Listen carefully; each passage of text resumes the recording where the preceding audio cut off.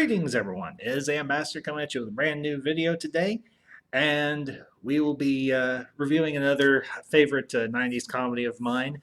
This is honestly, I think, by far one of my all-time favorite comedies, and not just from the 90s, but from honestly from any decade. And we are going to be talking about, if you hadn't guessed by the thumbnail, we're going to be talking about another Robin Williams classic, The Birdcage.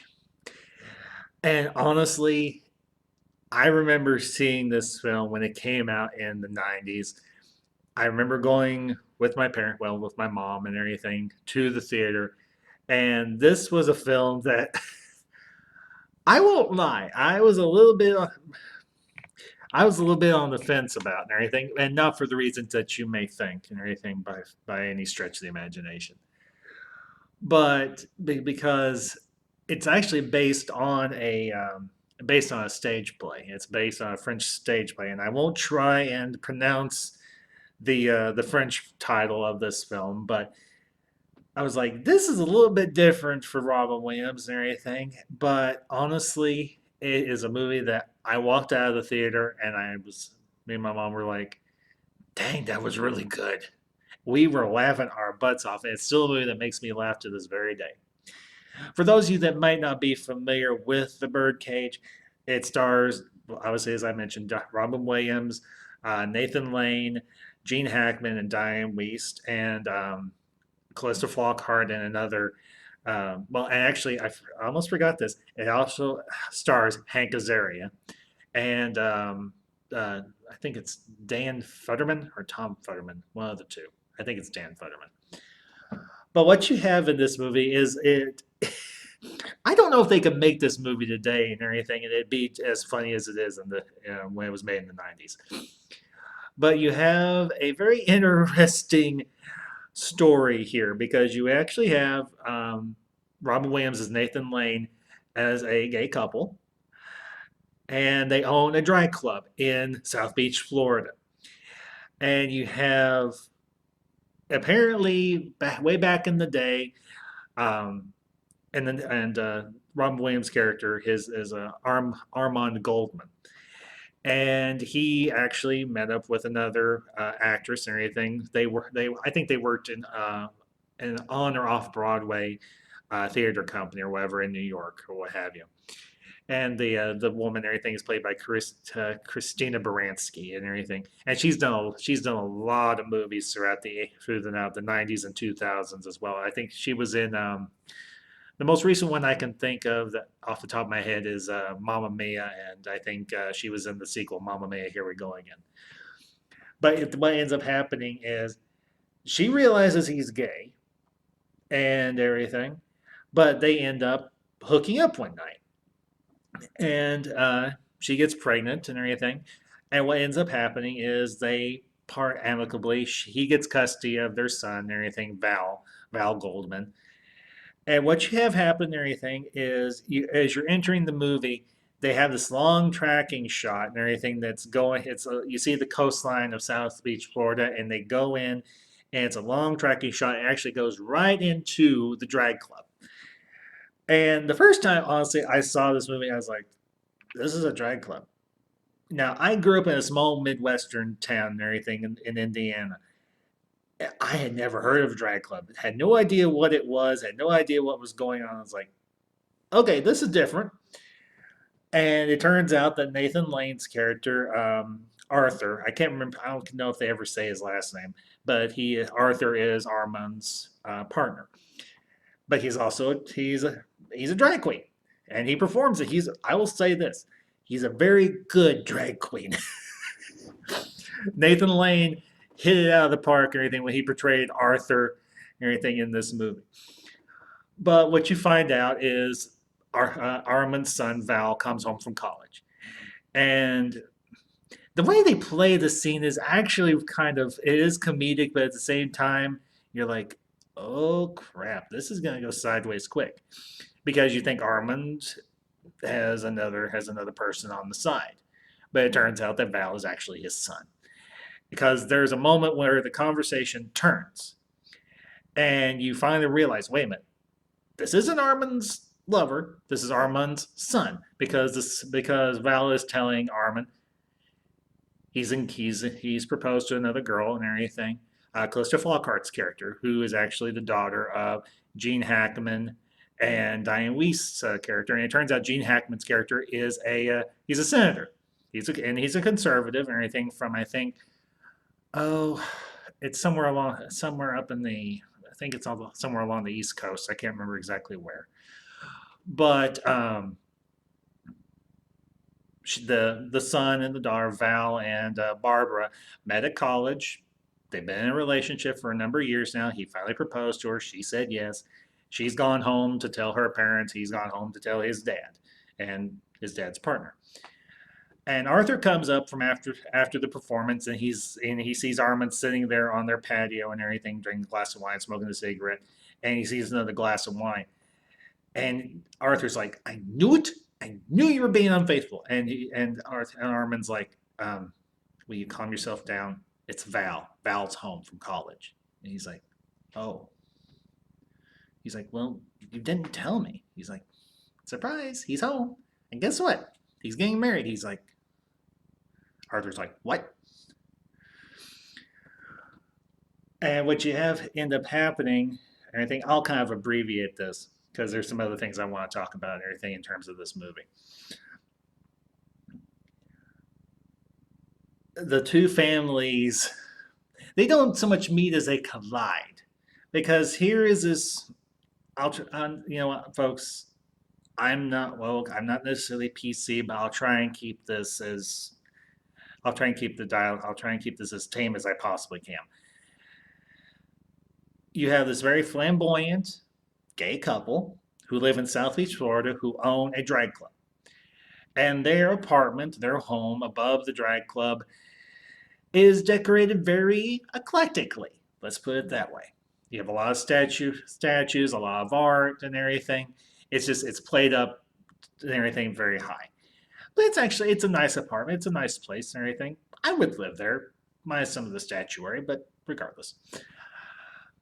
And Val tells Armand and everything and Arthur and their maid, houseman, whatever you want to call it, played by Hank Azaria, Agador, that Barbara and her parents are coming to visit. This is like meet the parents in a matter of speaking and everything, except it's not by any means the normal situation because Gene Hackman's character plays Kevin Keeley, who is as I mentioned, he's a senator for the United States Senate, and he's a conservative and what have you, and you find out that one of his fellow senators has recently died, and unfortunately, the circumstances around the other senator's death aren't the best. I mean, this is like huge scandal. The other senator died while in the company of a prostitute. And it's a huge scandal for Kevin Keeley, Gene Hackman's character, and his family, in a manner of speaking. And they sneak away. They figure out that, hey, maybe if Barbara and this other guy, this other kid and everything, Val Goldman, get married, it could kind of smooth things over, alleviate, kind of distract the press and everything from the whole scandal of the other senator, Senator Jackson. I can't remember the name of the actor and everything, the first name of the other senator, but his last name was Jackson. If they get everything, this could be a good PR thing from, but not to mention Barbara and Val are in love. They want to get married. And this is like when worlds collide because you have a conservative senator and his family driving to South Beach, Florida to meet Val, who is Armand's son, but Armand is gay. And unfortunately, the story that Barbara tells her parents is that Armand is actually a cultural attaché, which is like a kind of ambassador from Greece. And it turns out that's not the case. Armand is a club owner, he's an entertainer, and obviously he's gay. And this just it slowly turns into a comedy of errors, which honestly I think is great. This is one of my favorite type of comedies where everything just seems to kind of go completely haywire. Everything that can go wrong does go wrong in this movie, in the manner of speaking. And honestly, they finally meet, and it is, you could cut the tension with a knife. You literally could. Because there's another scene where there are several scenes where they're telling Arthur, you have to go away for a few days because there's no way we can play you off as straight around Barbara's parents. And he does everything he can to try and help Val out here. And it becomes very, unfortunately, there's a lot of hurt feelings between everybody, between Armand and Val, and Armand and Arthur, and Armand and Arthur. Whew. Try saying that 10 times fast, folks. But eventually, they kind of settle things down in a matter of speaking. Armand and Arthur go to meet Val's mother and say, "Hey, Can you help Val out?" And she hasn't seen him in 20 years. She hasn't seen him since she gave birth to him. And she's like, "Yeah." She's like, "I haven't been there for him much, but she's like, I can do this for him." And she's like, "I'm glad to." And they change their minds. Armand calls the office and says, "Hey, tell her not to come." And Christine Baranski's character is named Catherine Archer. And Catherine calls the house and everything and says, "I got this message from my secretary saying not to come." And Val actually catches the message, and he's like, this is the first time he's ever spoken to his mother in, well, ever. And she's like, "Is this Val?" And she's like, "Yeah." And he's like, "No, he said not to come late. I remember I was there when he said it." And he's telling a little white lie because he wants his mom there. Because they figure if she's there and Armin's there, they can play it off as them being a married couple, and Val is obviously their son, because actually he is their son, obviously. And kind of sweep the fact that Armand is gay and everything under the rug, at least for now. They figure they can tell him down the road and everything instead of popping it on them right when they first meet, which, mm, y'all figure that out for yourself. Was this the best idea? Because should they have just come out and outright told them or waited? But anyhow. But unfortunately, there's some misunderstandings. You see Arthur come out in drag, and I will not lie. I don't know if Gene Hackman and Diane Wiest knew that that was Nathan Lane in drag, and they were just acting, or if it was legitimately that they did not realize that it was in fact a man in drag. But I will say this: in that particular part of the movie, he looks like Barbara Bush. His hair, his clothes, all of it. He looks like Barbara. He looks like the wife of the late George H.W. Bush. And they have the dinner. They sit down and have a meal. And Agador, he's a houseman. He cleans. He doesn't really cook.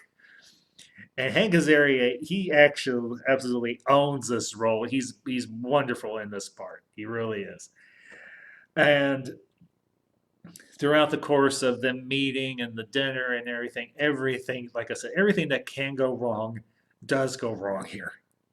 And eventually, Christine Baranski, Catherine Archer, she shows up to the home and everything. And Gene Hackman's, he's like, "I knew it. This SOB has a live-in mistress." And then he asks Armand, "How many mothers does Val have?" And Val, in a very nice moment and everything, not maliciously, he's like, "I have one."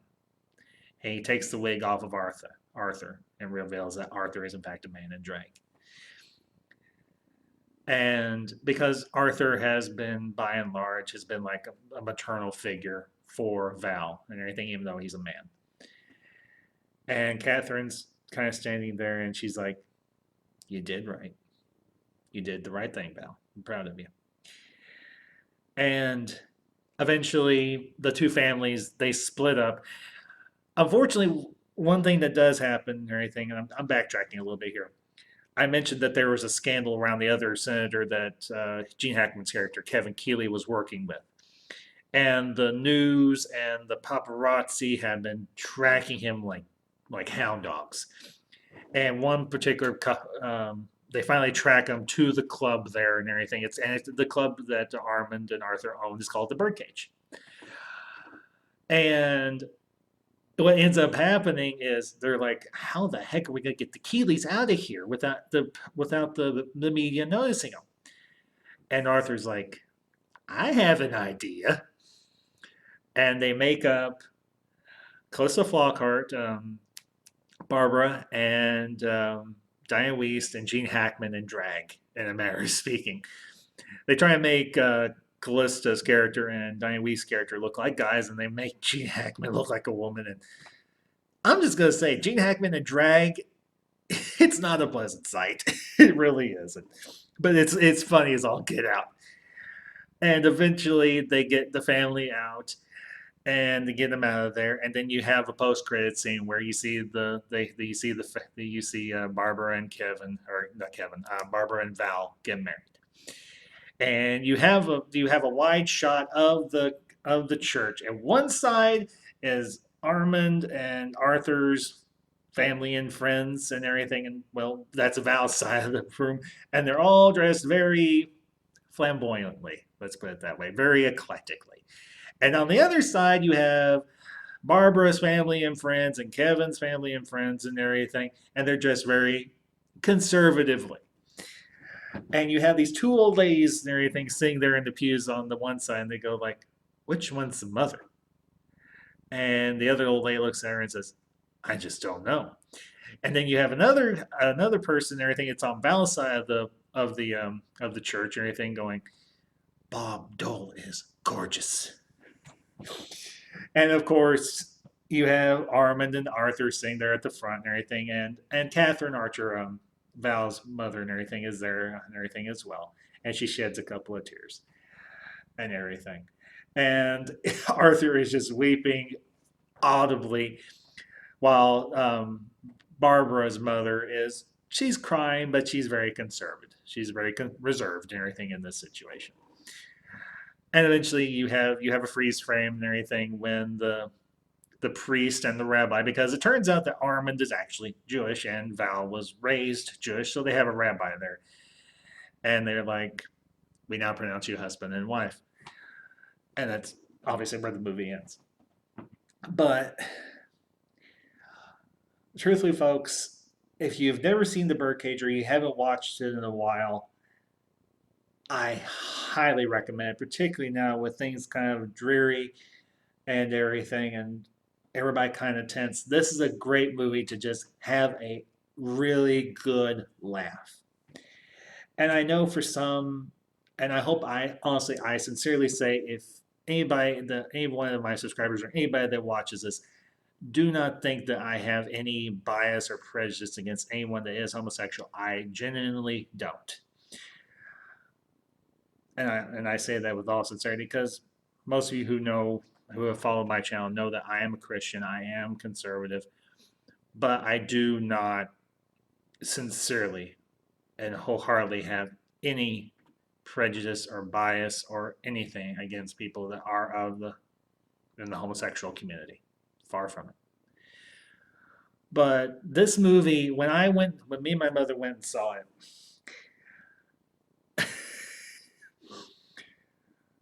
I was a teenager. I was somewhat immature, and I was actually sitting and everything separately from my mother. I was sitting a few rows down, and I was actually sitting behind a couple of guys. And one of the guys was wearing a very potent cologne and everything. Let's just be candid here. And I thought, "Oh my gosh, am I sitting behind a couple of those people?" And the lights come up, the movie ends, and I realize that I was sitting behind a basketball coach and everything for a local university who is in fact married and straight. And I'm like, I face palm, and my mom's like, "What's wrong?" And I was like, "I thought they were gay." She's like, "Honey, no, he's married. You watch him on TV. You know he's a basketball coach, and you know he's married." I'm like, "Yeah, but I was stupid." but just, and I have had this movie on. I actually recently I found a copy on Blu-ray. I was like, finally, Blu-ray, gimme. And I had the opportunity to sit down and watch it. Me and the missus, we sat down and watched it, and she's like, I understand why your mom loved this movie so much. She's like, it is hilarious. I was like, yeah, it really, really is. But folks, those are my thoughts on the Birdcage. It is, I think, one of Robin Williams' absolute best movies. It's funny. It's got heart in a lot of ways, and I think it tackles a subject that I wouldn't say it's when necessarily couldn't be tackled today, but I don't think it could have been as tackled as well without a whole lot of hooping and hollering from elsewhere as well as it did. So, as always, folks, if you are new to my channel, welcome. I hope you enjoyed this review. As always, if you like this review, give it a like, hit that like button, share this, and share it with your friends. And if you like my content and everything, consider hitting that subscribe button. You can follow me on Twitter at Ambassador Kosh #7. Anything, you can contact me there if you have questions or recommendations. I do take requests or anything for reviews and so on. And just a couple of notes. This Wednesday at 7:30 Central Time, I will be doing a live stream and everything and continuing my series on Lost Disney Gems and everything. And this week we'll be covering a couple of animated classics. We'll be covering The Sword and the Stone and the animated version of Robin Hood and everything. The one with Robin Hood as a fox and Little John as a bear. So make sure you tune in for that and everything tomorrow night at 7:30 Central Time. Just a couple of notes. I will not be posting anything after Wednesday. This is Holy Week, and everything is the lead up to Easter and everything, so I'll be taking time off to spend with my family and so on, and all the things that are involved with that. So, as always, folks, thank you for tuning in. I hope you enjoyed this, and until next time, this is the Ambassador, signing off.